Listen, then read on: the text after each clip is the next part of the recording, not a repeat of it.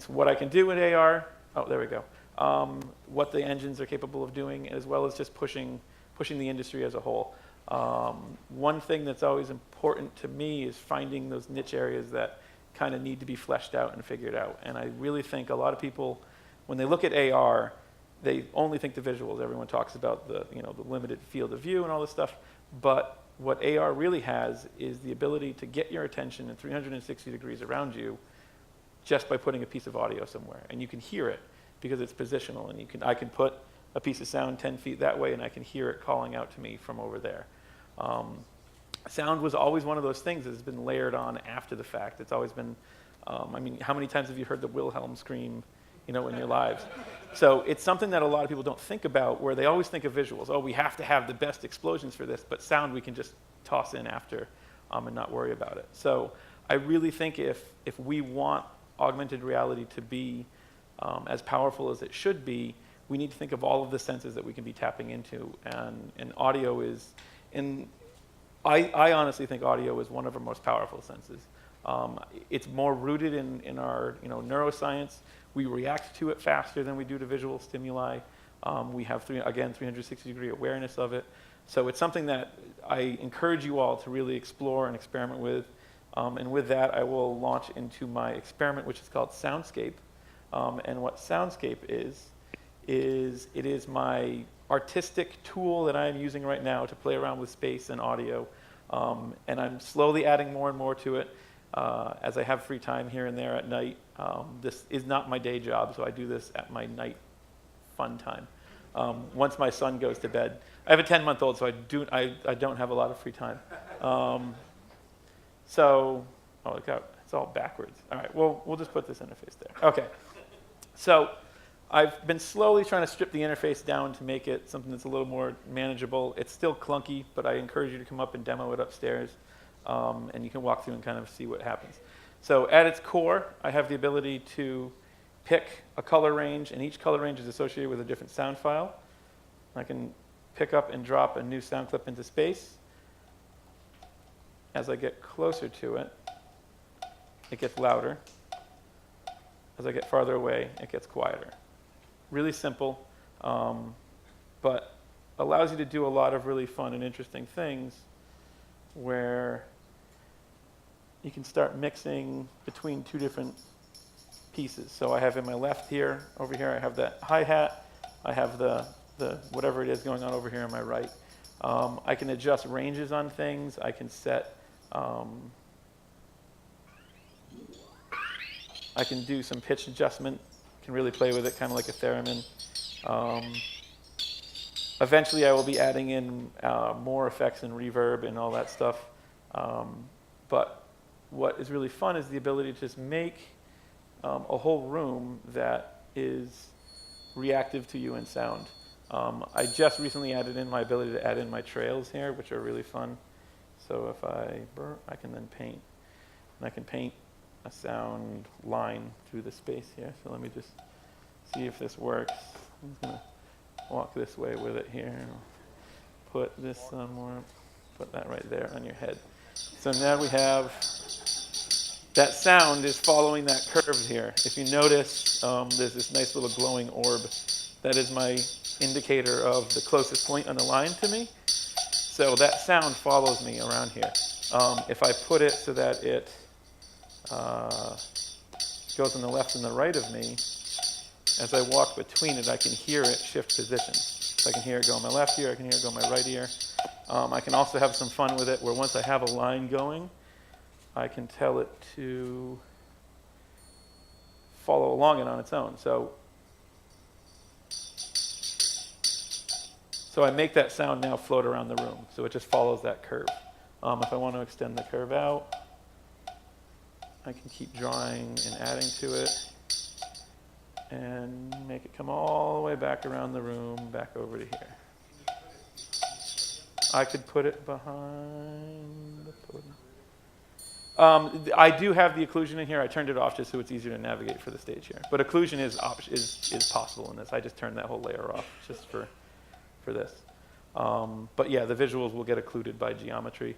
One thing I would like to add in code-wise is the ability to occlude the sound behind things, because I would be able to know, hey, I can't see this. Let's lower the volume on it when it goes behind something, because then that would be really fun to have hidden treasures of sound behind and around corners and walls.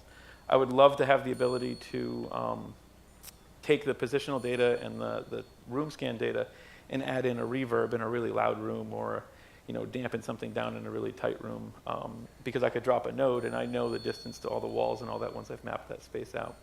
So there's a lot of really fun stuff to experiment with.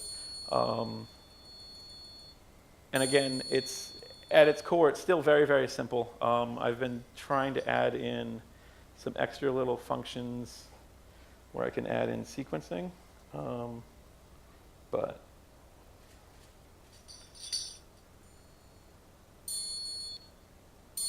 so you can start linking and timing things up. I want to do that and then start linking a bunch together.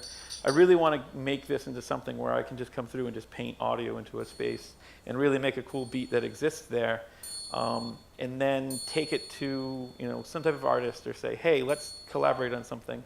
Is there a way that we can turn this into an experience where you can fill a whole soundstage with audio and visuals that the audience has the ability to kind of interact with their own devices eventually when they come around and become more prevalent. And again, I'm trying to think what else. I don't remember what else I've added in here. I think that's about all of it for now. Again, there's plenty of sounds.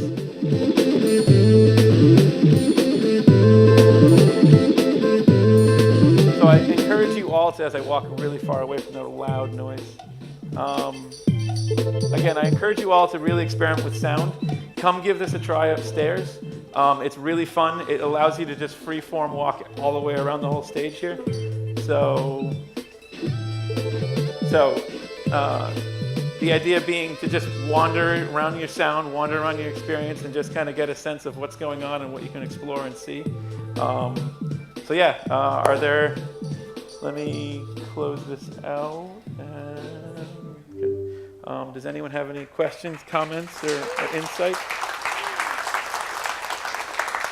Thank you. Yes.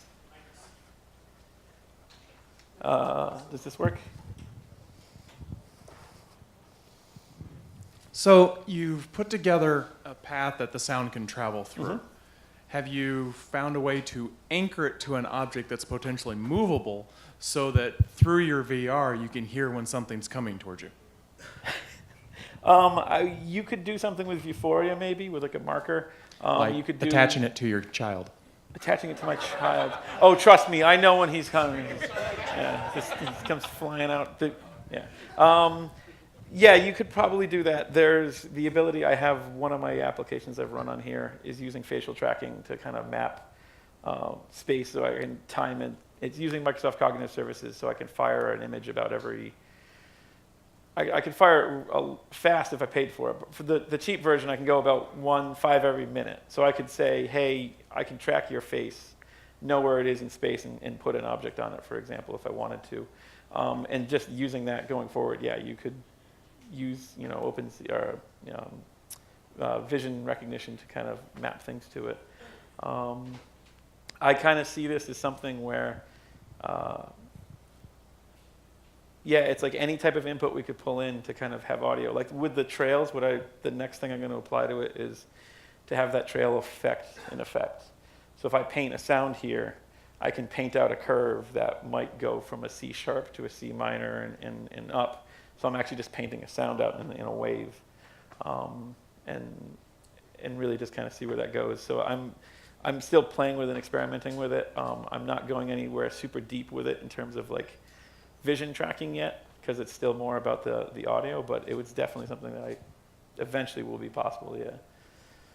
Yes? Is this like a fun experiment for you, or are you planning to like make an application out of it? I'm going to launch this on the store eventually. It is a fun experiment, but I have chatted with some people in the past about figuring out ways that we could use something like this in a stage setting. So is it an artist has the ability to set up what their stage presence looks like, or they have the ability to augment an entire, so say you had a stadium that had projectors all around it. Like I could put on a stage performance where I'm just painting color, and the projectors are then relaying that down into the audience. So it's like as I'm live demoing color and sound, you have speakers, all around the place and projectors that are translating that out for the audience and such. One fun experiment I'm going to do at some point soon, I have a ton of experiments, but is going to be trying to utilize something like a Sonos or the Amazon Echoes, the ability to say, hey, I know 2 locations of 2 speakers. Let me pump out what I created, hard fix to those locations. So then when I take the headset off and I walk through my house, I can still hear that soundscape that I created, for example. And you could then translate that out to a bigger area. But it's totally, everyone always asks, like, how do you market this? And I was like, I don't know. Like, it is very much a fun art piece. But I really think that if you push these kind of things in the right way, like tilt brush, for example, was an art piece when it started. Like, how do you start making those tools and pieces of art that lets the artist community like really expand and create and build and add in their own things? Like, Matt is my coworker, and I've chatted with him a lot. I would love to put this on Reggie Watts' head and have him beatbox around a room and lock in his sound clips and sound loops in a space, and then just come back and play it. So there's so many ways, again, to just really expand and play with sound. So again, that is to me what my biggest driver here is, don't forget that sense. We're not all here about vision. Like, there are so many other things that make us human. So don't forget that, because that's how we make these realities, these virtual realities, feel really real. So. Yes. Yeah. Do you think that this would be possible to have a big concert stadium and then have other people in the audience participating, almost like a jazz, Yes. where everybody's kind of doing their own thing? And as the creating- devices become more prevalent and cheaper so that they're consumer facing, it is absolutely 100% possible. I don't have it demoed here. I have the code base for it, but I already have it where 2 HoloLenses can share. So you just start branching that out. Like, you send it out to a multiplayer server. Everyone comes in, they connect up with whatever devices they have, even iPhones. I mean, with the AR kit now, like the AR kit, you're going to have a deployed user base of, what was the number? Like 10 billion? I forgot what it was, but yeah, absolutely. Like, you have a server, someone runs into a room, they connect to it, and then maybe they just stick their hands in the air and they wave their phone around, something simple. But they do that now with those bracelets in concerts, so it's just kind of that next step.